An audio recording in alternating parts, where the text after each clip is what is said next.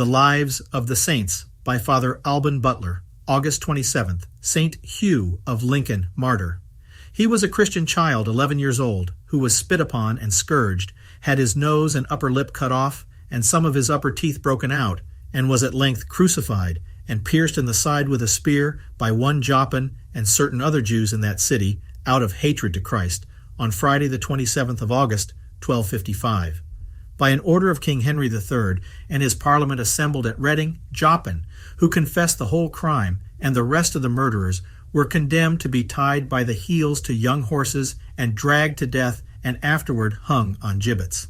The legends goes as follows. Hugo was 9 years old and his mother was a widow. On the occasion of a meeting of the Jews of Lincoln, a certain Joppin seized the boy on July 31st, 1255, and held him prisoner in his house until Friday, August 27th. On that day, Joppin and his friends whipped and tortured Hugo, crowned him with thorns, and finally crucified him.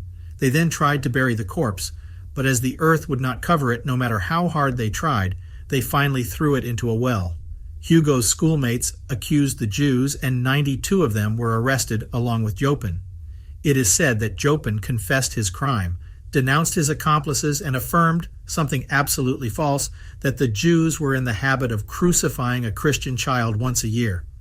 King Henry III assembled the Parliament in Reading and condemned Joppin to be dragged by a horse until he died. 18 other Jews were hanged. The remainder were imprisoned in London until they paid juicy fines.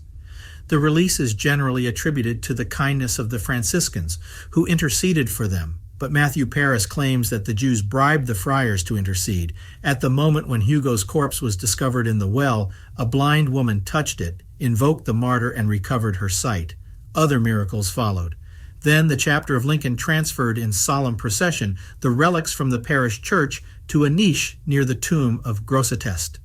It is impossible to determine whether the Jews were guilty or innocent of the crime of which they were accused, since in the Middle Ages anti-Semitism was very violent, and this easily led to the assertion that Hugo had died for the faith.